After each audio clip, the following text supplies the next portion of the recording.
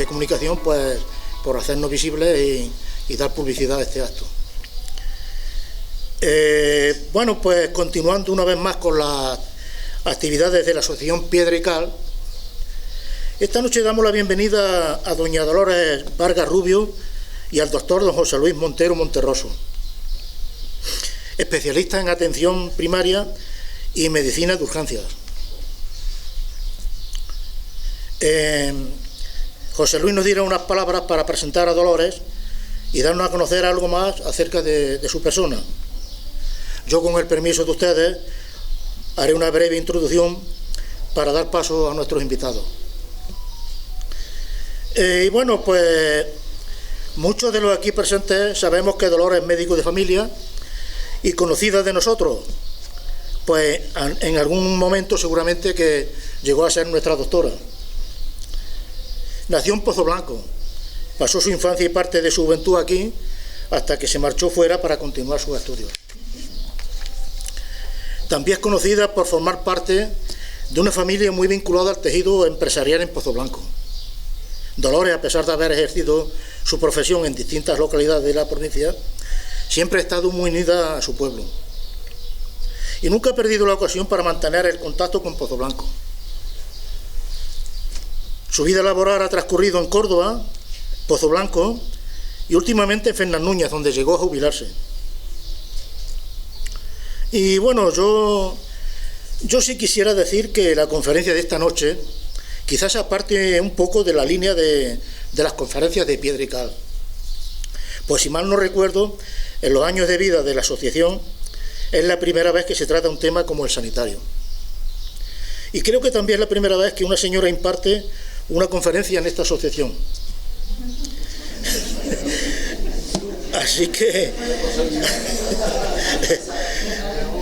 pues yo no recuerdo a nadie más. Así que enhorabuena, Dolores. Muchas gracias. Bueno, y hace un tiempo, en una conversación con Dolores, surgió la idea de dar una conferencia sobre las enfermedades en Pozoblanco en el último tercio del siglo XIX. Y bueno, pensamos que podría ser una interesante saber lo que sucedió en aquellos años desde la perspectiva médica. Desde entonces la idea fue madurando y aquí nos encontramos esta noche pues para escuchar sus explicaciones. Según nos comenta, la conferencia es un extracto de su tesis doctoral de fin de carrera, cuando terminó en la Universidad de Córdoba sus estudios de medicina. Así que Dolores está aquí esta noche pues para hablarnos de las enfermedades infecto-contagiosas en aquel difícil periodo de nuestra historia. Nos presenta un estudio científico y de investigación muy completo e importante de los difíciles años para la salud y vida de las personas, donde las medidas higiénico-sanitarias eran muy deficientes o casi nulas y donde la industria farmacéutica aún no estaba tan desarrollada para hacer frente a las epidemias de aquellos tiempos. Pozoblanco en aquellos tiempos carecía de una red adecuada para la higiene y salud de sus ciudadanos, existiendo muchos focos de contaminación, donde las aguas fecales de arroyos y alcantarillados corrían libremente por nuestras calles, produciendo numerosas infecciones y contagios, llegando a morir muchos de los ciudadanos, sobre todo niños, a consecuencia de las enfermedades y ante una falta de higiene urbana. Así que ante esta crisis de mortandad y la baja natalidad, el censo demográfico descendió en Pozoblanco. Fueron años difíciles y duros para la vida de aquellas gentes, que entre las enfermedades también se le unía la pobreza de sus economías. Todos estos acontecimientos han pasado a formar parte de nuestra pasada historia y creo que podemos considerarlo un trágico legado de nuestro patrimonio histórico. Y yo por mi parte, pues nada más. Cedo la palabra a Dolores y José Luis, que son los verdaderos protagonistas de esta noche. Darles las gracias en nombre de Piedra Cal y en el mío propio por su desinteresada aportación para esta conferencia. Muchas gracias.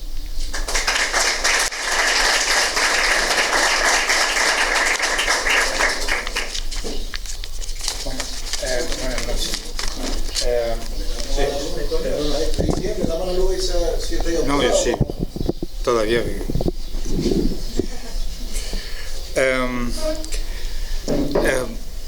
Darle las gracias a la doctora Vargas por haberme dado esta oportunidad de acompañarla y presentar su tesina, con la que vamos a tener la oportunidad de acercarnos con una mirada especialmente interesante y completa a una parte de la historia de Pozoblanco, una mirada que une investigación histórica, demografía y medicina, que nos va a permitir construir cómo se vivía, enfermaba y sobrevivía a finales del siglo XIX en Pozoblanco, qué condiciones de vida se daban entonces.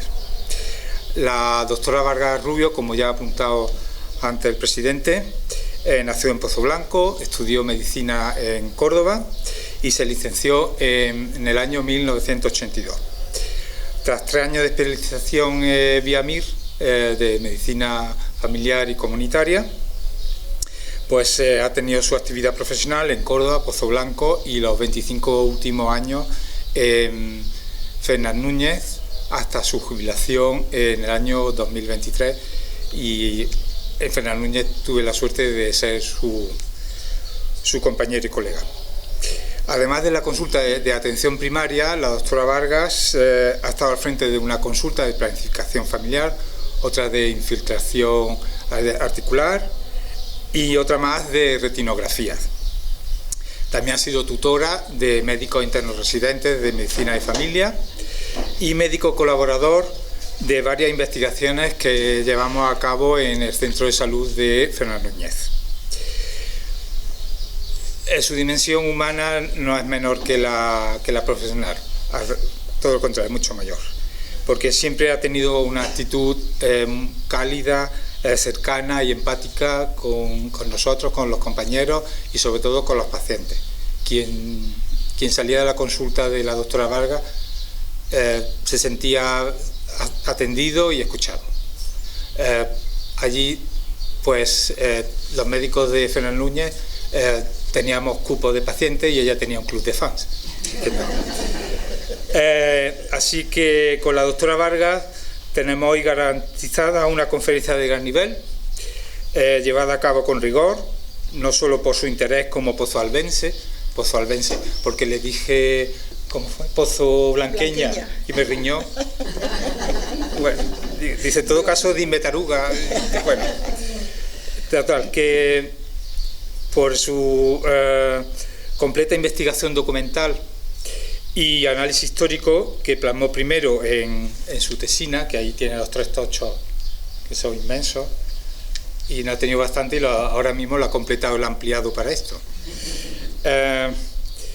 Y bueno, como hemos dicho, por tanto, la conferencia Análisis Médico-Demográfico de Pozoblanco en el último tercio del siglo XIX nos invita a viajar al Pozoblanco de entonces para conocer y comprender desde una perspectiva poblacional y médica cómo era la vida de quienes nos precedieron. Es un auténtico placer poder escuchar hoy a la doctora Vargas.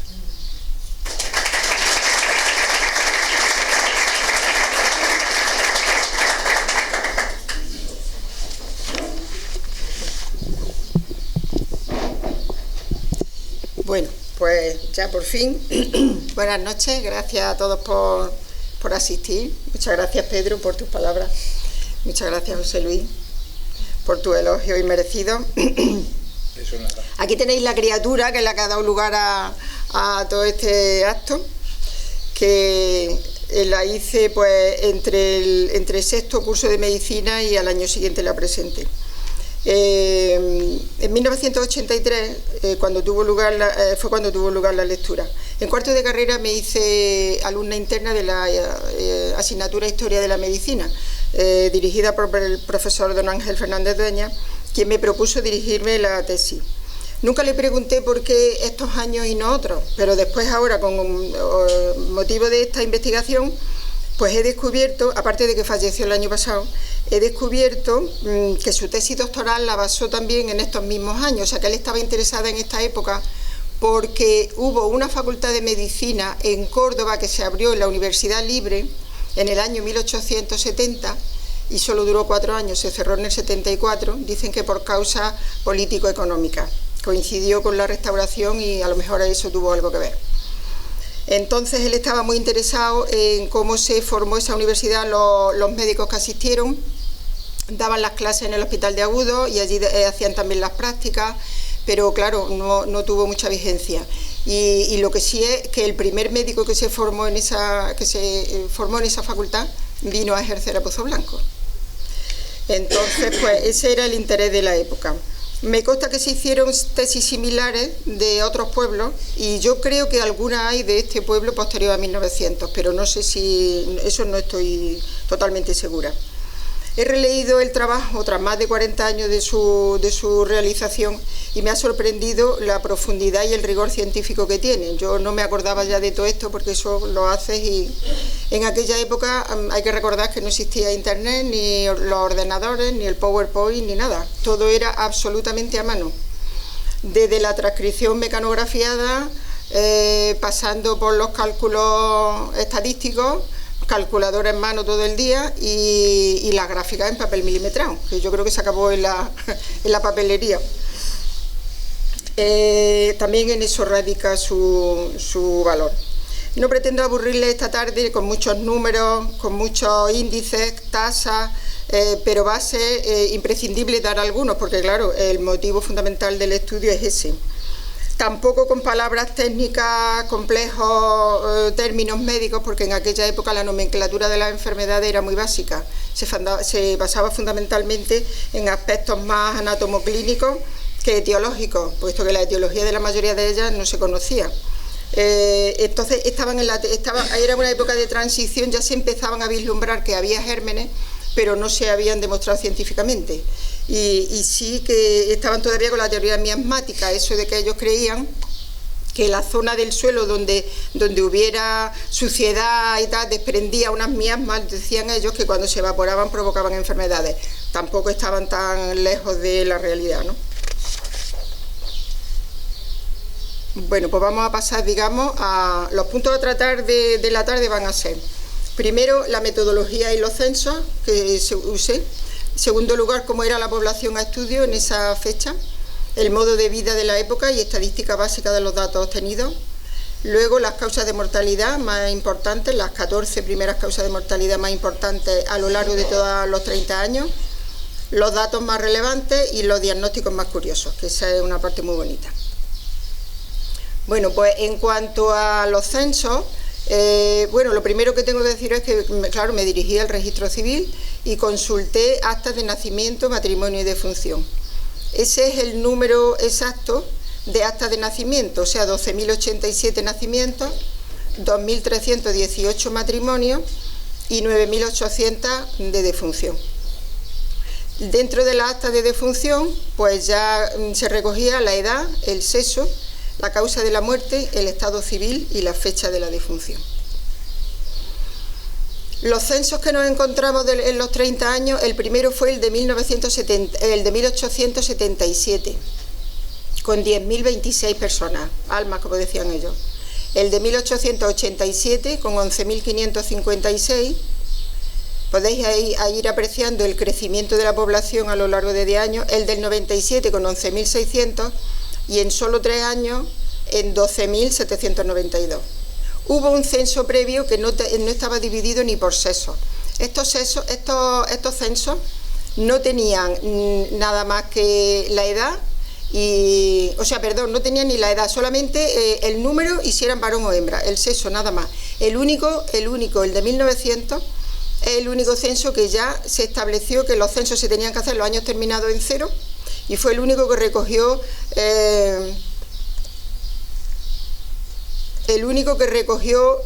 edad, sexo, estado civil y instrucción elemental. La pirámide de población de Pozoblanco en el año 1900 es esta de la izquierda. Pues si estáis acostumbrados a ver pirámides de población, las de antes eran auténticas pirámides, forma de pirámide, tenían la base muy ancha, significaba que había muchos niños. Y luego la parte superior, donde estaban las personas mayores, pues ya era muy escasa. La gente vivía bastante menos. Actualmente la pirámide de población pues tiene la base pequeña y se va ensanchando en las edades medias. A partir de los 35-40 años parece ser que el grupo de edad con más años es el de 50-54 y va disminuyendo pero lentamente. De modo que quedan muchas personas con 80, 75, 80, 85 y más. O sea que las pirámides de población están cambiando porque está disminuyendo muchísimo la natalidad.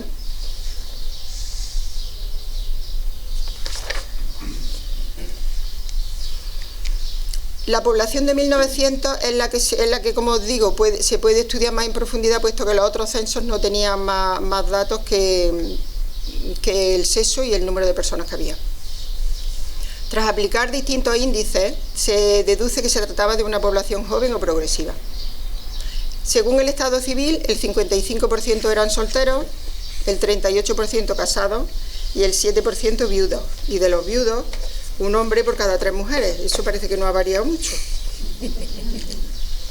Así que se trataba de una población joven o progresiva. La instrucción elemental, pues el 80% no saben leer ni escribir. Tremendo, ¿eh? El 18% sabe leer y escribir y el 2% solo sabe leer. Esto es un dato terrible. La metodología, pues el trabajo, todos los datos recogidos se distribuyeron por trimestres naturales. Primero, segundo, tercero y cuarto. Naturales digo porque no esperaban a que empezara el 21 de diciembre, sino que eran del 1 de enero al 31 de marzo, así sucesivamente, porque total la diferencia eran unos días nada más. Los grupos de edades para estudiar la mortalidad fueron estos: de 0 a 7 días, de 8 días a 1 mes, de 1 mes a 12 meses, de 1 año a 5 años, de 5 a 10 años, y luego ya pues cada 10 años, de 11 a 20, de 21 a 30, y así sucesivamente. Los grupos de enfermedades, no pretendo que se lean la diapositiva entera, pero estos eran los grupos en que se ordenaron: infecciones, enfermedades propias de la infancia, cardiovascular, digestivo, respiratorio, oncología, ginecología y obstetricia, neurología, nefrología, hematología y otros. Como podéis comprobar, hay muchas enfermedades que pueden incluirse en un grupo o en otro, depende del concepto que le pongas, porque la mayoría de las enfermedades propias de la infancia fueron infecciosas. Entonces podían haber estado perfectamente en infecciones. Muchas de las patologías respiratorias pues también serían infecciosas, o sea que... Pero bueno, se ordenaban así lo ordenamos y así se hizo. Las condiciones de vida de la época, que ya Pedro ha adelantado algo, pues eran las siguientes. Esto por lo visto iba a ser la Plaza de Abastos, yo me he enterado... Ahí está, la antigua. Las condiciones de vida, pues la gente vivía mayoritariamente en el campo. La actividad económica de la época era la agricultura, la ganadería, esas eran las fundamentales, pero también la industria y el comercio. Había bastante industria, sobre todo industria textil, y comercio pues fundamentalmente el agrícola y el ganado. Aunque también en la última parte del siglo ya empezó a haber una actividad relacionada con las minas y con el ferrocarril. Las desigualdades sociales eran bastante marcadas. Las clases acomodadas vivían más en el centro de la villa, que era más llana y baja, y las clases más humildes, en teoría, en la periferia más alta. Pero el centro del pueblo tenía un problema, y era el arroyo de la Condesa, que es el que habéis visto en la primera fotografía, que en aquella época discurría abierto y que atravesaba la villa de nordeste a suroeste. Provocaba muy frecuentes inundaciones en la época y además, como todo se echaba al arroyo, pues las inundaciones eran de material normalmente fétido. Y otra industria que me he dejado que también es muy importante es la de los mataderos y la de las curtidurías, que son empresas que contaminaban muchísimo también el medio ambiente. La vivienda. Esto es un plano típico de la vivienda de la época. Tenía 3 cuerpos de casa, el primero, el segundo y el tercero, con 3 cañones abovedados. La vida la hacían fundamentalmente en este del medio, en la cocina, ahí era donde prácticamente hacían todo. Tenían el hogar, la chimenea con su campana para curar la matanza, ahí comían y ahí lo hacían todo normalmente. El centro de la casa pues normalmente estaba empedrado y las habitaciones eran pequeñas y bastante, o sea, poco aireadas. Esta era la bodega, no se usaba como habitación, sino que aquí había unas escaleras para subir a la parte de arriba donde estaba el granero. Luego tenían un patio, a veces el pozo estaba aquí, a veces estaba en el huerto, y en la parte de atrás era donde tenían sus animales. Lo mismo podían tener conejos, gallinas, animales de labor que pasaban luego por este pasillo central y los sacaban a la calle para ir al campo.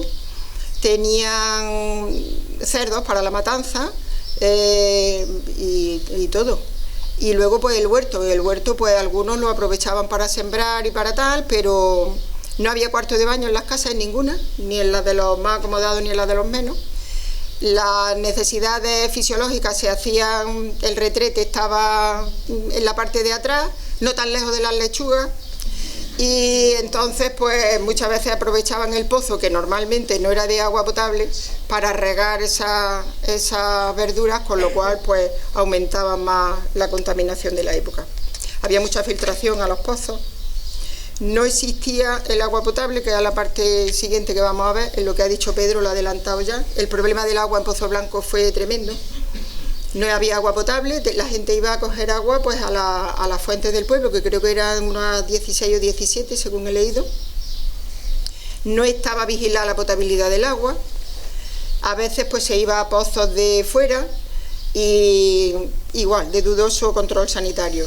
La figura del aguador a domicilio, pues un borrico con 4 o 6 cántaros iba repartiendo a ver cuánta agua podía repartir ese hombre con 4 o 5 cántaros. El consumo medio era de 4 o 5 cántaros por familia de 5 o 6 miembros. Imaginaros que caían pues a 10 litros aproximadamente por persona y día. Pues eso, las aguas residuales, otras veces pues las vertían afuera, a la calle, mismamente al arroyo. La cosa era quitarse aquello de encima. Incluso he leído que algunas personas las guardaban en cántaras y las llevaban a las industrias textiles para blanquear la lana, le daban algo de dinero. Con lo cual, aquello allí en la casa, y si era verano, pues no os quiero ni contar. Así que directamente al arroyo. La alimentación. Pues esa es una fotografía de cómo se la gastaban en aquella época con la alimentación, ¿no? Se comía nulas condiciones higiénicas. Los más acomodados podían comer algo más de carne, de cordero y cerdo, que era lo que normalmente había. Y los más humildes pues más bien la grasa del cerdo. La alimentación estaba basada en las legumbres y los cereales, que eran más asequibles, que eran la base de la alimentación, pero tenía poca proteína. El pescado prácticamente ausente, porque para traer pescado fresco de la costa, cuando llegaba aquí de fresco no tenía nada. Lo conservaban en salazón, se comía más bacalao y sardinas en salazón. El que tuviera alguna cabra o alguna vaca pues tenía leche y huevos, y sobre todo lo que comían era su matanza y sus legumbres, que eso era lo que comían todos los días. La fruta del tiempo, pues los higos, las uvas, nueces, sandía y melones en verano, y de vez en cuando pues hemos visto por ahí fotos que había naranja y algunas, pero no mucho más. El aceite de oliva, por lo que he leído, parece ser que se usaba poco, y a partir de esta época se empezó a plantar muchísimos más olivos, y hasta entonces se usaba alegremente porque no estaba tan considerado como ahora, pues para la iluminación. Y a partir de ahí empezó a aumentar el consumo humano. Y como he dicho ya, pues la conservación de los alimentos en salazón y el ahumado que es de la matanza. Y aquí, para relajar un poquito la conversación, pues ahí tenéis una foto sobre cómo era la vestimenta de la época. Las mujeres con mucha ropa, muy ajustada, poco aireada, y los hombres pues con el uso inveterado del sombrero, poca higiene, pues enfermedades parasitarias del cuero cabelludo. La jornada laboral en condiciones muchas veces infrahumanas, muchísimas horas, sin protección ninguna, estaban pues eso, seguían pues mal alimentados y unas condiciones duras de vida en aquella época. La asistencia médica. La asistencia médica, había dos tipos de asistencia médica. O bien una igual al que se lo podía permitir, que es un dinero que se le pagaba mensualmente al médico, y eso te daba derecho a que te asistiera en domicilio, porque no había unos sitios públicos donde asistir a los pacientes, salvo el del Hospital Jesús Nazareno, pero actuaba más, no veía a todo el mundo, sino que era más bien para las personas de beneficencia. En aquella época tengo recabado que había 4 facultativos: don Francisco García, no sé si alguno suena o lo conocéis, me gustaría que me aclararais luego al final si alguno lo habéis conocido; don Rafael Bueno, este fue el más destacado en la Junta Sanitaria del 94, don José Gosalves y don Teodoro Aparicio, que fue el primer médico graduado en la Facultad de Medicina Libre que os he dicho de Córdoba en 1870. Y el Hospital de la Beneficencia de Jesús Nazareno se sabe muy poco de sus actuaciones. Lo que sí se sabe es que el 5% de los fallecidos lo hicieron en el Hospital Jesús Nazareno. Y fundamentalmente lo que atendía eran pues, cosas muy graves, terminales, o gente que no tenía ningún recurso absolutamente y iban allí para que le ayudaran. Quisiera pararme en la foto, si la estáis viendo bien, porque la foto es preciosa. La foto es preciosa, donde habla del hecho de la maternidad. Mirar la pobreza, ¿no?, de los sitios, la limpieza. Suponemos que esto sería el maletín de los instrumentos, donde llevaría los forces, digo yo. Esto parece que son gasas. Y el maletín que se conoce que tiene kilómetros, ¿no? Y aquí está el médico atendiendo al niño con la abuela, me imagino, y alguna vecina, una tata, limpiándole tas, pues mira, en unas condiciones pues de pobreza y de falta de limpieza. Así que pasamos ya directamente a lo que es la parte de los números. Nos vamos a centrar en los nacimientos. En 30 años nacieron 12.087 personas. Pues el porcentaje parecido al actual, el 51% varones, el 48,7% mujeres. La media de nacimientos, lo voy a poner en números absolutos porque es impactante, 400, la media, 402 nacimientos en una población de aproximadamente 10.000 habitantes. Esos son los años de más nacimientos, el 74, el 77 y el 93. En 2024 nacieron 114 niños, con una población de casi el doble. No llega al doble, pero casi el doble. Para poder hacer comparaciones en la misma población en periodos diferentes o hacer comparaciones de poblaciones diferentes, no queda más remedio que pasarlo a tasas. La tasa de natalidad general se define como el número de nacidos por 1.000 habitantes. En Pozoblanco la media fue de 37 por 1.000. En Córdoba la media fue de 30 por 1.000. En España de 34 por 1.000. Está claro que Pozoblanco tuvo una natalidad muy alta y eso fue lo que hizo que se mantuviera el crecimiento positivo de la población. La máxima fue en el 74 que hubo. El 74 fue un año bestial, ya lo comentaremos más adelante porque pasó de todo. Más nacimientos, más muertes, más enfermedades de todo tipo y debía ser un año terrible a nivel nacional también. Los años con menos nacimientos en las tres poblaciones comparadas fueron los de 1898, 99 y el 1900. Hemos estado planteando distintas teorías que nos llevaran a averiguar por qué esto ocurrió. No sabemos si se fueron muchos varones a las guerras de aquella época de las colonias, si la gente se deprimió, si fueron años quizá a lo mejor de pobreza extrema, de años malos, de sequía, de hambre y de tal, pero en fin.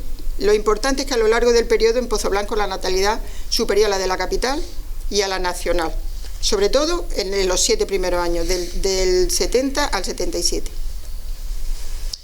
Abundando en lo mismo tenemos la tasa de fecundidad, que es el número de nacidos por cada 1.000 mujeres de 15 a 50 años, que es la edad fértil.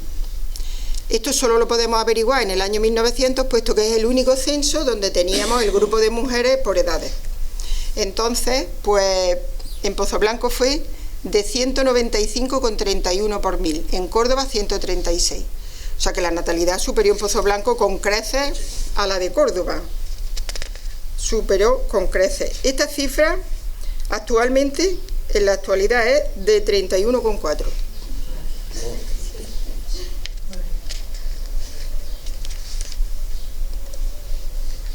Pasamos a las defunciones. En los 30 años igualmente hubo 9.820 defunciones. Ya el número vemos que es menor que el de nacimiento. Igual las defunciones pues mantenían la proporción de los nacimientos también. La media de defunciones a lo largo de los 30 años fue de 327 habitantes. La media. Vamos a ir marcando los años de más mortalidad, para que se vayan quedando porque son los 3 años más importantes. El 74 con 490 fallecidos, el 83 con 485 y el 98 con 385. La tasa media de mortalidad general, número de fallecidos por 1.000 habitantes, en Pozoblanco la media de los 30 años fue 30 por 1.000, con un pico máximo de 51 en el 74 y la más baja de 23 por 1.000 en el 86. El 86 fue un año bueno. La media en Córdoba fue de 41 por 1.000, o sea que también las defunciones fueron menores que en Córdoba capital, a pesar de todas estas causas que hemos dicho anteriormente. Vamos a pasar a la mortalidad infantil, considerando que infantil es por debajo de los, o sea, hasta los 10 años, por debajo de los 11. En esta primera gráfica está desglosado el periodo de 0 a 7 días. Antiguamente se censaban como muertos, se le hacía esta defunción a los niños que morían en el parto, que morían recién nacidos o que morían en las primeras 24 horas. Hoy día esos niños no se incluyen en la acta de defunción. Hasta que un niño no cumple las 24 horas no se incluye, pero en aquella época sí se incluía. De 8 días a un mes, de un mes a 12 meses. Bueno, pues en los primeros 7 días era del 7,4%, de los 8 días a un mes era del 7,7%. Si superaban el mes, pues de un mes a 12 meses eran el 32,8%. Y de 1 a 5 años un 48%. Y de 6 a 10 años, esta gráfica se resume en la siguiente. En el primer año de vida morían el mismo número de niños que luego de 1 a 5 años. Claro, no es comparable el número de niños que había en un año al número de niños que había en 4 años de vida. Lógicamente era más, pero fue el grupo más afectado de mortalidad, el de 1 a 5 años también porque había más niños. Entonces el 48% de los niños mueren durante el primer año y ya en el 74 y en el 83, 1 de cada 3 niños, en el 74, 1 de cada 3 niños menores de un año fallecieron de enteritis y en el 83, 1 de cada 3 niños menores de 5 fallecieron de viruela. La viruela terrible, ¿eh? Bueno, pasamos, esta mortalidad me duele. Mortalidad materna.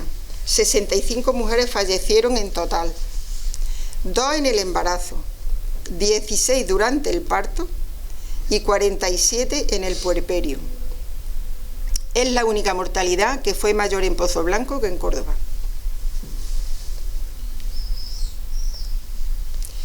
La esperanza de vida al nacer en el año 1900 era de 36 años para los hombres y 34 para las mujeres. En el año 2026, 81,3 para los hombres y las mujeres han recuperado terreno, 86,7. La diferencia es de más del doble. Las mujeres al poder. Vaya. El crecimiento natural de la población, que se define por nacidos menos fallecidos, pues fue positivo en todos los años, a excepción de estos 3 que hemos comentado, que ya veremos cuál fue la causa, pero que ya más o menos se ha ido anunciando. Claro, había más defunciones en los 3, 490 con 446, 485 con 436 y 385 con 359. Son los únicos 3 años en que el crecimiento natural de la población fue negativo. Pasamos ya, dejamos la parte de las matemáticas y nos pasamos a la parte de la medicina, que es la primera causa de muerte. Las causas de muerte que tengo recogidas, que son 14, están hechos por número total de personas fallecidas a lo largo de los 30 años. La primera fue la enteritis infantil, número absoluto. La enteritis infantil tenía una fuerte estacionalidad, fundamentalmente primavera y verano, y estaba causada pues por todas las causas que hemos dicho antes, una combinación de deficiencia en el saneamiento y prácticas alimentarias inadecuadas. Yo me imagino que los niños que estuvieran con lactancia materna hasta el año pues estarían un poquito protegidos, pero claro, también pues a lo mejor muchos no llegaban al año, y los pozos desprotegidos, cercanos a fuentes contaminadas, ausencia de alcantarillado, lo que ya hemos dicho. Esto se repite y se repite en distintas enfermedades. La leche no servía ni se pasteurizaba. También leí que en esa época, por lo visto, se usaban unos biberones que la base era de cristal, pero la tetina, por lo visto, era excesivamente larga, de goma, y aquello no se fregaba bien, y fue Pasteur el que, investigando ya que había gérmenes, que había tal, el que dedujo que se quedaban restos de leche en la tetina y que esas tetinas había que cambiarlas, que eso era un foco de gérmenes y que eso había que cambiarlo. La simple higiene de manos hubiera evitado muchísimas muertes en esa época, aunque no hubieran tenido otra cosa, aunque se la hubieran lavado con agua de la que sea, pues hubieran evitado muchas muertes. Entonces, pues sobre todo en el 74 causó 160 muertos entre abril y septiembre, y ya digo, de menos de 10 años. Pero es curioso que no se hervía la leche, no hervían la leche. Yo no sé si se tenía el concepto, por supuesto pasteurizarla no, pero hervirla, pues yo no sé si había el concepto, pero si no había el concepto de germen, Pedro, si es que si no sabía que había gérmenes, se intuía que había algo, pero no se sabía con seguridad. Aquí está la gráfica, que siempre una imagen vale más que 1000 palabras. Era una enfermedad endémica, pero claro, tuvo su pico, el pico máximo en el 74, que fue una bestialidad. Luego también en el 84 y en el 91. Os voy a decir una cosa de la gráfica, porque la gráfica, estas enfermedades que tienen esa incidencia tan alta como esta, por ejemplo, de la enteritis, esto que pone aquí, TME, es la tasa de mortalidad específica, y esto va hecho en 100.000. Entonces, estas enfermedades que tenían una incidencia tan alta, hemos tenido que hacer la gráfica, digamos, con menos espacio entre las centurias, porque es que si no, se nos salía el pico, se nos salía de la gráfica y era imposible. Lo digo porque va a haber dos, esta y otra. La segunda causa de mortalidad fue tuberculosis, provocada por el bacilo de Koch, muy relacionada con la pobreza y el hacinamiento. No fue epidémica, sino endémica a lo largo de los 30 años. Tampoco se conocía, el bacilo se conoció en el año 82, 1882, fue cuando se descubrió, y luego le dieron el premio Nobel a Koch en 1903. Fue un azote para la sociedad de la época, pero no solo para Pozoblanco, sino para toda Europa entera.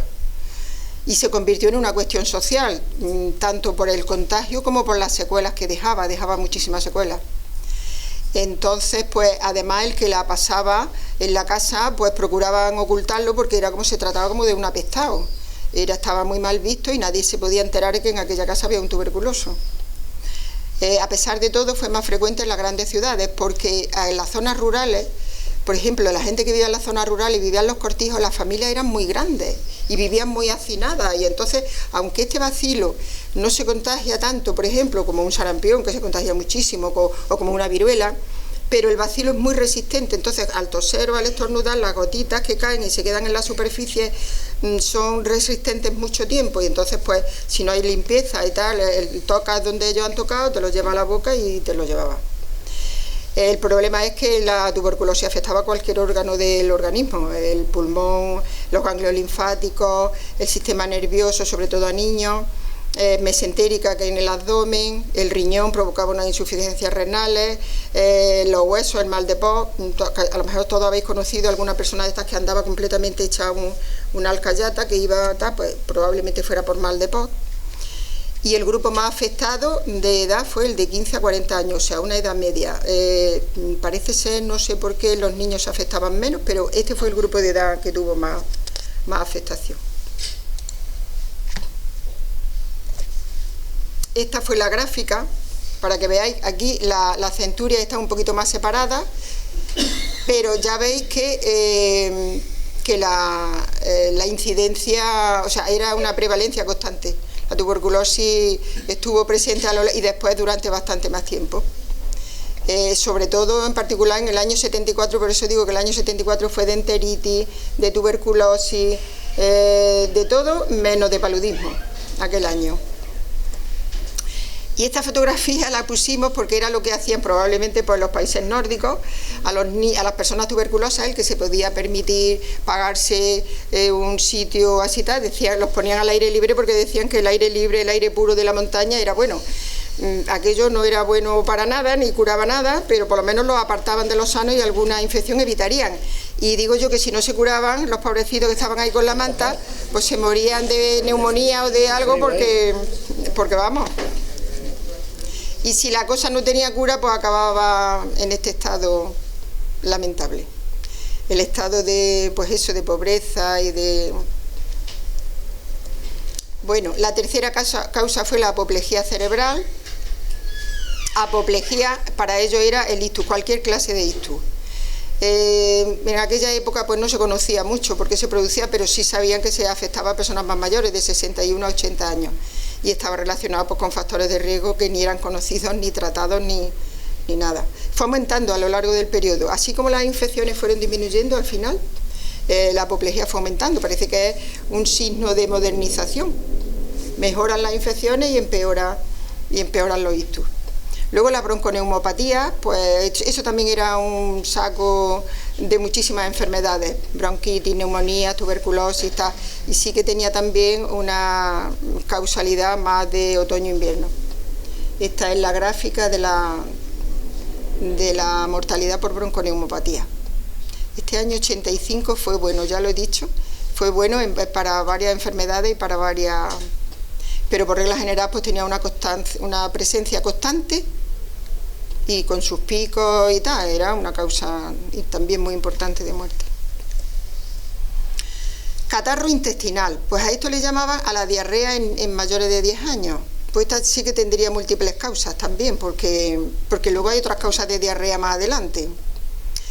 Y se relacionaban pues igual que con los que tenían menos de 10 años, con todos los factores de insalubridad de la población, del agua fundamentalmente, y ya está, no tenía grandes oscilaciones porque era de alta prevalencia. Y ahora viene la fiebre tifoidea, provocada por la salmonela.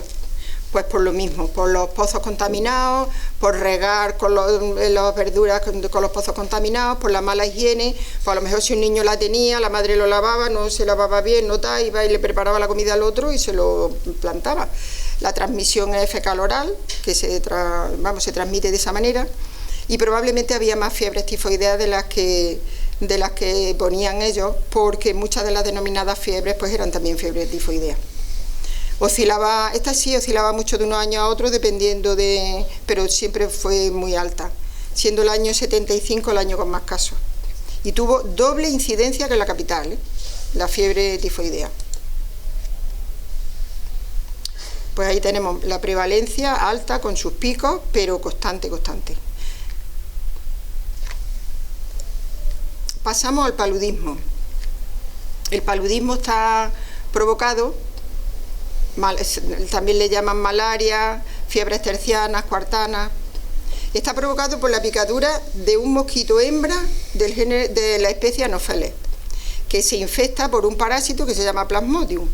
Estos mosquitos viven en las aguas estancadas, que en Pozoblanco, en la zona sur, creo que había muchísimas aguas estancadas, no sé, a lo mejor vosotros, había una cantidad de zonas que no las drenaban, además estaba allí cerca el lavadero, y entonces pues aquello era una... Estaba el bañadero también.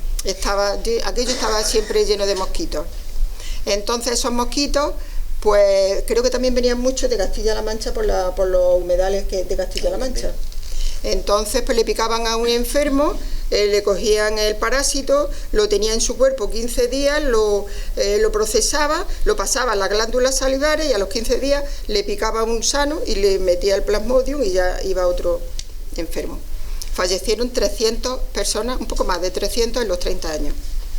En 1900 la provincia de Córdoba fue la cuarta de España y dentro de España Pozoblanco, el pueblo que más tuvo de toda la provincia. Hubo una junta sanitaria, que estas juntas eran muy importantes, pero en particular del 94 para adelante, que se llevaron a cabo bastantes, y que estaban formadas por, nombran mucho a Rafael Bueno Arnalte, lo nombran mucho, y un farmacéutico que se llamaba Francisco Castro. Alguna persona, alguna autoridad de otro tipo del pueblo también, y personas así más destacadas y demás, pues hicieron muchas reuniones, muchas juntas para ver qué medidas tomaban, tanto con el paludismo como con la fiebre tifoidea como con todo. Y entonces pues son un poco los que obligaban al ayuntamiento a que empezara a hacer el tema del alcantarillado, porque verdaderamente era una cosa desastrosa. Y empezaron pero por lo que yo tengo entendido, el arroyo lo soterraron en 1921, o sea que todavía le faltaba, pero sí tomaron bastantes medidas, porque de ahí en adelante estas enfermedades disminuyeron, o sea que la cosa sí sirvió. Esta es la mortalidad por paludismo, que el año 74 he dicho que hubo de todo menos paludismo. Y el paludismo pues tuvo una presencia, por ejemplo, si calculáis, si le quitáis un cerito, como es por 100.000, le quitáis un cero, pues 20 personas en un año, y esto además era normalmente, pues a lo mejor en un mes y medio, o 2 meses, pues 20 personas un año, 20 otro, aquí también 20 y 20, aquí 15, 10, o sea que moría bastante gente. Y aquí os presento a la cabeza de la hembra Anopheles. Fíjate qué bonita es. Parece una planta, una flor, Vaya. Y las dos maneras que tenían de luchar contra esta enfermedad: por una parte, una lucha física contra el mosquito. Había gente pues que ya lo que tenían que hacer era desecar los charcos, porque de otra forma no había medidas para matar a los mosquitos. Desechar, que creo que por aquella época fue cuando sembraron los eucaliptos, para que los eucaliptos chuparan el agua y desecaran las zonas tal. Pero sí existía la quinina, y de hecho estos eran anuncios en los periódicos para que la gente comprara quinina. Pero ¿qué pasa? Que la quinina, un tratamiento de quinina valía 1,5 pesetas, que era el equivalente a 2 o 3 días de trabajo intenso. Entonces todo el mundo no se la podía pagar. A veces se la pagaba el Hospital Jesús Nazareno, y otras veces pues me imagino que, bueno, pues el que no... La beneficencia también. La beneficencia, por eso digo. Y luego la viruela.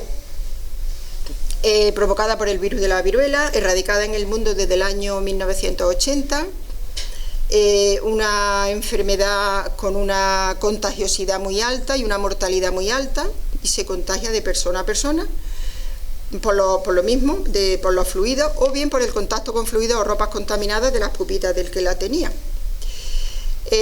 La historia de la vacuna de la viruela, hay aquí compañeros, pero por si alguien no la conoce la voy a contar, que es bonita. Hubo un médico en Inglaterra, que era Edward Jenner, que observó que sus pacientes que ordeñaban las vacas, pues le salían unas pupas en las manos, y observó que esas personas no cogían la viruela humana. Entonces empezaron a investigar qué tiene la vaca, pues vieron que la vaca en los pezones le salían unas pústulas, y que la vaca estaba pasando la viruela de la vaca, que era una viruela mucho más leve, y que entonces las personas que la ordeñaban, pues entonces a este hombre se le ocurrió, pues le voy a coger un poquito de esto y se lo voy a poner un poquito a alguien, y lo voy a exponer, me imagino que se lo pondría a varias personas, y voy a exponerlo a la viruela humana, y efectivamente vio que no cogían la viruela humana. Entonces él pensó que eso servía para proteger. Entonces pues lo que empezó a hacer era pues juntar niños y cogerle un poquito de una pústula de uno y se la pasaba al otro, y cuando a los 8 o 9 días a aquel le salía su pustulita, pues de ese se la ponían a otro, y así sucesivamente. Eso era lo que se llamaba la vacunación brazo a brazo, que fue, no sé si os acordáis, la operación Balmi, cuando salieron con 20 y tantos niños de España, de A Coruña, niños de un orfanato, y los llevaron a América y los fueron vacunando por parejas para que no se rompiera la cadena de vacunación. Entonces, pues, y por si alguno se ponía malito o se moría, siempre que hubiera 2, y aguantaron los niños, pues cada 8 o 10 días vacunaban a 2 más, y aguantaron hasta llegar con su pústula, 2 por lo menos, con la pústula a América para que le cogiera esa historia. Eso es, la enfermera hacendal, exactamente. Hay una película muy bonita. Bueno, pues como no había una vacuna estable, porque claro, querían echar eso, pero cuando venía de Córdoba aquí eso ya se había desnaturalizado por completo. Entonces, en alguna ocasión he leído que llevaban a los niños a la capital, a 1 o 2 los vacunaban y los traían para vacunar al resto, pero claro, ese proceso de vacunación es muy lento, y además que la gente desconfiaba porque era la primera vacuna. Entonces decían que ellos no se ponían aquello. Siempre tenía que haber alguien del pueblo que un poco que diera ejemplo y que vacunara a su hijo o a ellos mismos para ir dando ejemplo para que la gente se fuera vacunando. Con todo y con eso se lo pusieron difícil a los padres y lo que hacían era que no les daban la cartilla sanitaria, no los podían escolarizar o no los dejaban asistir a ciertos sitios, se lo iban poniendo difícil para que se fueran vacunando cada vez más. Y entonces luego ya se hizo oficial, en 1903 se hizo obligatoria. En nuestro pueblo el 34% del total de fallecidos de esos años murieron a causa de viruela, y el grupo de edad más afectado de 0 a 5. Esta es la gráfica de la viruela, que como he dicho, en ordenada están mucho más juntos las centurias, porque es que si no se nos salía al doble esta y no la podíamos meter. Así que todo lo que veáis aquí, si lo comparáis con las anteriores, es doble alto. Tremendo, ¿no? Aquí podéis mirar, pues 160 muertos, pues si había 10.000 y pico, 11.000 habitantes, pues 160 muertos en ese año, por ejemplo, y la mayoría niños de 0 a 5, que se te mueran 160 niños en 2 meses, pues eso tiene que ser una barbaridad, ¿no? Y aquí pues casi la mitad. Pero claro, había gente que decía, pues yo en vez de vacunar de brazo a brazo, pues directamente de la vaca, ¿no? Que era lo que hicieron aquí, probablemente pues directamente de la vaca, ¿para qué vamos a andar con intermediarios? Pues ya está, y si veis ahí, pues todos los niños con su bracito preparado, la vaca, la pobre ya, un poco, yo creo que cansada de ir de colegio en colegio a lo mejor, ¿no? Curioso, ¿eh? Sí, y fíjate, la fotografía es preciosa. Mirad, observad que los niños no tenían pelo mucho. Mira. Sí. Tenían una alopecia tremenda, ¿eh? Mira, qué gracioso. He visto otra fotografía en que la vaca la mataban, no, yo no sé si viva, pero no sé, la ponían encima de una camilla y ahí iban quitándole las pustulitas y... Bueno, el cólico nervioso.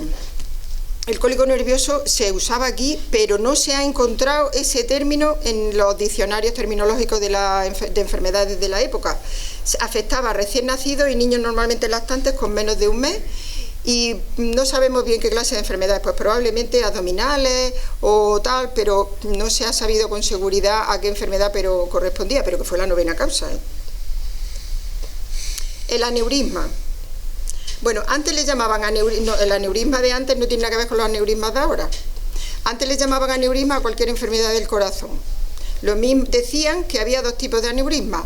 El aneurisma activo de Corvisart, que no sé si correspondía a una hipertrofia cardíaca o bien a una miocardiopatía hipertrófica, o bien una hipertrofia provocada por una hipertensión o por otra cosa, porque no creo que sin ningún pudieran ser capaces de diagnosticar un aneurisma, por ejemplo, de una aorta, ¿no? Y cuando el corazón se dilataba, que era en el caso de una insuficiencia cardíaca dilatada, pues a eso también le llamaban aneurisma. Y todas las consecuencias de una valvulopatía, que a veces provocaban dilatación cardíaca, pues también le llamaban aneurismas, con lo cual, pues el aneurisma, pero vamos, yo creo que el aneurisma como tal, estos grupos de enfermedades son más dudosos. Luego hubo uno de fiebre, pero es que recogí 39 tipos de fiebre, no lo iba a poner todo. Las más significativas: fiebre consuntiva, pues yo me imagino que es a lo mejor una fiebre asociada a algo oncológico, ¿no? Que la persona se queda muy consumida y al final puede darle fiebre. La fiebre eruptiva, pues a lo mejor de alguna erupción de la infancia. Fiebre éctica, eso sí lo hemos encontrado, que era septicemia. Fiebre intermitente terciana y cuartana, pues la del paludismo. Fiebre puerperal, pues las que tenían lugar en las mujeres después del parto. Y fiebre pútrida, pues sabe Dios. La meningoencefalitis. También hubo una epidemia en 1872 con 24 fallecidos. No sabemos si era bacteriana o vírica o qué, no tenemos más datos, pero bueno, que hubo 24 fallecidos aquel año. Y luego a los niños les afectaba mucho la tuberculosa, la meningitis tuberculosa. Y luego la difteria. La difteria, aunque fue la decimotercera enfermedad, pero también tuvo su pico aquí en el 96, ¿no? O sea que también tuvo su importancia la difteria en aquella época. Se morían asfixiaditos y tal. Y ahí pues un cuadro relacionado con la difteria, que también le llamaban garrotillo, o el cruz de los franceses. Y el sarampión, lo he traído porque también para que veáis que esta sí es muy contagiosa también, es de las enfermedades más contagiosas y que cursa con epidemia, porque había, pues mira, en un año 30 y tantos, en un ratito, vamos, en un mes o en mes y medio, pues morían 30 y tantos niños de sarampión. Y no solo del propio sarampión, sino de las consecuencias, las neumonías y muchas veces las meningitis. Vale. Llegando a este punto, vamos a hacer como una pequeña resumen. La población de Pozoblanco en el último tercio del siglo XIX era una población joven. El número de habitantes, desde 1860 al 1900, creció un 56%. Crecimiento que no solo se justifica por la alta natalidad, por lo que se deduce que algo más de 2.000 personas vinieron de fuera, por las causas que hemos dicho anteriormente, o por las razones. La natalidad fue más alta que en Córdoba capital, en los 30 años. La mortalidad fue inferior a la de la capital, salvo las dos grandes epidemias, de enteritis y de viruela, y la mortalidad materna que superó a la de la capital. Yo creo que en la capital, si tenían algún tipo de, no sé, de hospital donde a lo mejor algunas mujeres fueran a dar a luz o lo que sea, esa era la causa, porque, no sé, aquí hubo mucha fiebre puerperal. La gran protagonista, como hemos dicho, fue la infantil. El 57% del total de las muertes tuvieron lugar antes de los 11 años y más del 70% de los fallecidos tenían menos de 50 años. La gente moría muy joven, lógicamente no vivía mucho más tampoco. La esperanza de vida al nacer en aquella época pues era menos de la mitad de la actual. A pesar de la alta mortalidad, la población no dejó de crecer gracias también a una alta natalidad. Natalidad y mortalidad disminuyeron al final del periodo estudiado. Las grandes protagonistas, pues otra vez lo mismo, no nos vamos a repetir, y la apoplejía cerebral aumentó al final del periodo. Y ahora está en la parte de las letras, que yo creo que esta es de la parte más curiosa y más bonita. Se recogieron en total 633 términos médicos distintos, muchos de los cuales no se emplean en la actualidad. Dentro de los más curiosos yo he elegido aquí 30 o 40, a vosotros qué os parece. La anasarca. Pues la anasarca es un edema generalizado, pues normalmente por una insuficiencia cardíaca descompensada en sus estadios finales. Asfixia por sanguijuela. Pues alguno que fue a beber agua donde no debía y le entraron más sanguijuelas que agua y el pobre pues no acabó bien. Congestión cerebral a consecuencia de una chispa eléctrica. Probablemente un rayo, porque no había corriente eléctrica. Derrame sanguíneo con reblandecimiento cerebral. Según ellos, el cerebro se quedaba después de un ictus, por ejemplo, se quedaba reblandecido. Desarrollo incompleto, pues una prematuridad. Diarrea colicuativa. Colicuativa es una cosa que licúa, que derrite los tejidos, o sea que tenía que ser una diarrea. A ver, los médicos, hepatitis aguda de la cara cóncava del hígado. ¿Cómo se puede tener una hepatitis solo de la cara cóncava del hígado? Es una manera de afinar el diagnóstico que, vamos, suponemos que tenía relación con una colecistitis probablemente, o con algo relacionado con la vesícula. Hidropesía general con obstáculos en la circulación de la sangre, pues una citis por cirrosis. Hiperdiacrisis, una diarrea muy abundante. Metroperitonitis al empezar los primeros dolores del parto, pues seguramente una rotura uterina. Nacimiento prematuro a consecuencia de una enfermedad aguda y grave de su madre. No ser viable por su propia edad. Trabajo, fijaros qué palabra, inexcelsivo del parto. Coqueluche, ¿habrá una palabra más bonita para la toferina? Clorosis, anemia. Contusión recibida por un carro. Una maceta. Por un carro, esta fue por un carro. Cruz, que ya hemos dicho que era la difteria. Por dentición laboriosa y laboriosísima. Ya tenía que ser laboriosa la dentición para cargarse al niño. Otro diagnóstico, encontrado muerto. esto no había duda, que el diagnóstico era acertado totalmente. Muerto. No lo encontramos muerto. Escrófula, que eran los ganglios del cuello, normalmente por tuberculosis. Estrangulación por cuerda de cáñamo, que no por otra cosa, por cuerda de cáñamo. Esta, gangrena de escroto y paredes abdominales consecutivas a hidrocele. Yo tengo puesto entre medias, hombre, no creo que un hidrocele provocara, so pena que el paquete vasculo nervioso, pero vamos, me extraña mucho, más bien a una torsión testicular, digo yo, no sé qué opinarán mis compañeros. Garrotillo, difteria. Hemorragia a consecuencia de las heridas causadas por un oso. José Luis lo sabe muy bien, que escribió un artículo del oso y por eso me he enterado yo de lo del oso. O lo cuentas tú o lo cuento yo. Bueno, parece ser que vinieron unos feriantes, unos cíngaros de estos que vinieron de la Europa del Este. Y vinieron dos familias y esta gente lo que traía eran animales amaestrados, entre ellos osos y monos. Yo textual a lo que ha escrito José Luis. Vale. Cada uno se ubicaban pues en una zona y ponían esto y allí se ubicaban unos y otros.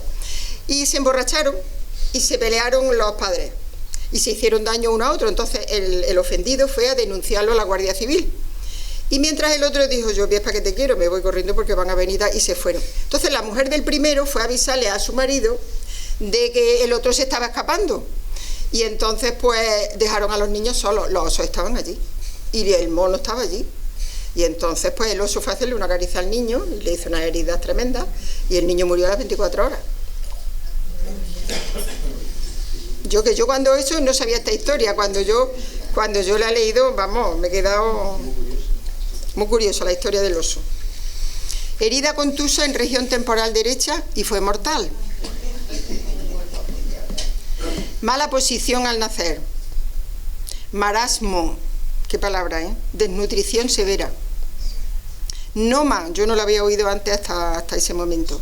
Gangrena de la boca en niños por desnutrición y mala higiene. Se comía media cara. Vamos, se le gangrenaba la cara. Y al final el chiquillo se moría, lógicamente. Por senectud, bueno. Por suspensión de la respiración. Claro, que no hace falta irse a 130 años atrás. Por suspensión de la respiración. A ver. Se quedó sin respirar. Se quedó sin respirar. Tumor blanco de la rodilla, la TBC ósea. Y la viruela negra, la viruela hemorrágica. Vale. Os voy a leer, porque me surgieron unas reflexiones así sobre la marcha y las fui anotando y os las voy a leer. A ver qué os parece. Es muy cortito, ya con esto termino. Voy a beber una poquita agua.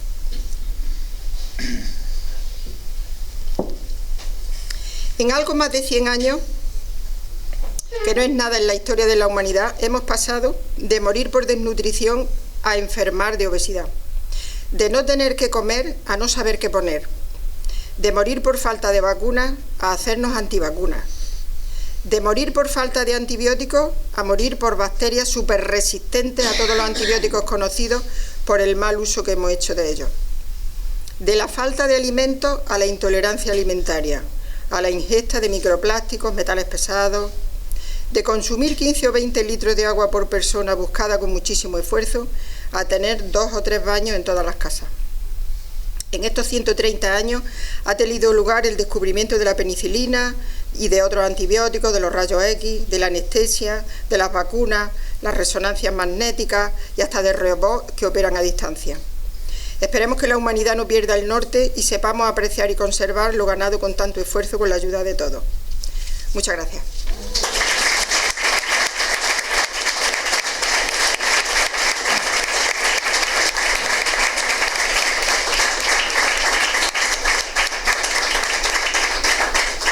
Si alguien quiere hacer algún comentario, alguna pregunta, si la sé responder, estoy abierta a lo que queráis. Me gustaría, de la parte metodológica, el acceso a tus fuentes documentales fue fácil. Sí, el registro civil te abre, ya no recuerdo si lo pedí, pero eso te abre la puerta. Sí, me costó, estuve tiempo. La hermana de Alfredo me ayudó y otro compañero de aquí de Pozo Blanco me ayudaron a hacer el extracto de los datos, porque claro, en total fueron casi 25.000 actas las que se miraron. Sí, no te ponían problemas. Tú ibas allí y cuando se te acababa un libro u otro y así hasta completar los 30 años. Sí, no pusieron problemas, ninguno. Bien. No, yo quise consultar unas actas capitulares por otro tema, no médico, y a mí me tuvo que autorizar ¿Pero en el registro civil? En la Biblioteca Municipal de Córdoba. Eso ya a lo mejor es otra cosa, pero en la biblioteca no están las actas de esto, no tengo ni idea, José. Un internista de la facultad me dio la presentación, digamos. Ya no recuerdo yo si nos dieron algún documento que acreditara que estábamos haciendo eso o tal, pero no recuerdo que nos pusieran ninguna pega con eso. No. ¿Alguna pregunta? ¿Alguna...?